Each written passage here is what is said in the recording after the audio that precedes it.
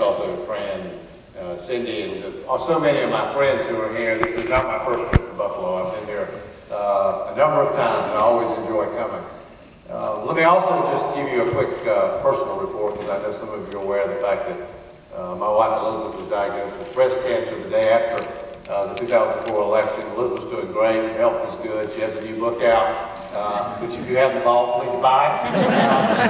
The name of it is Saving Graces, and she's been traveling all over the country trying to sell her book, and she's selling it well. She's in the top 10 of the New York Times bestseller list, so she's doing great. Our family lives in Chapel Hill, North Carolina now, where, as John just mentioned, I'm running a poverty center at the University of North Carolina, Chapel Hill, which is at least one of the reasons that I'm here and lucky to be here with all of you today.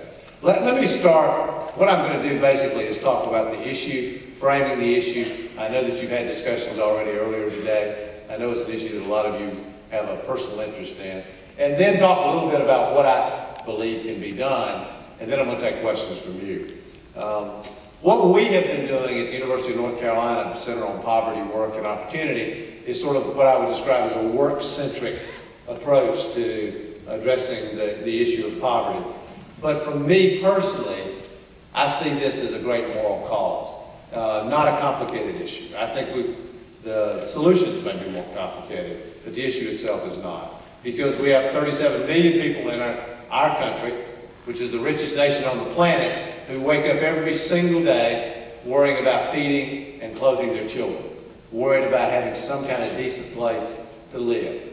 And for the wealthiest, most powerful nation on the face of the planet, that's not okay. We're better than this. The United States of America is better than this. And I think it's important for us to demonstrate both to ourselves and to the world that these are the kind of issues that America cares about.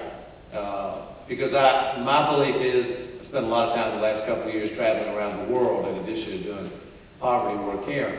And I think it's important for the rest of the world to see what our real character is. I'm going to come back to that in just a few minutes. And I think what we do about 37 million of our own people who live in poverty every day says something about the character of the United States of America. And what I have heard is I've been all over the country. This is not a surprise to any of you, but this is not the first time I've been to universities and other settings to talk about poverty. I've done it many, many times all over America over the last few years. And what you hear is you hear a combination of things. One is sometimes either the media or people in the audience will say, does America really care? Is America actually interested in doing something about the millions of our own people who live in poverty? Well, the resounding answer to that is yes. And you do not have to take my word for it. I mean, if you look at, I think the best evidence actually, is what happened when this hurricane hit the Gulf Coast, particularly in New Orleans. The government was a mess in its response, by any measure, whether you can argue about whether it's the local or the national government. But the government was a mess. America was not. America volunteered, took families into our communities, made huge contributions to help those who were the victims of the hurricane. It is not an accident. It's a direct reflection of what I believe is a huge hunger that exists in America to feel good about our country, to be able to engage in a cause that's bigger than ourselves. And I think when the American people saw those pictures streaming out of New Orleans, they had a gut-level emotional response and they wanted to do something. Now, a lot of people had no idea what they could do, but they wanted to do something. What's missing is not the will of our people. What's missing is national leadership. I mean, honestly, whatever you think of the war on poverty that took place, or began at least, in the 1960s under LBJ and Bobby Kennedy and others, whatever you think about it, it has been, by any measure, 35, 40 years or longer since America as a nation has made a serious effort to do something about poverty.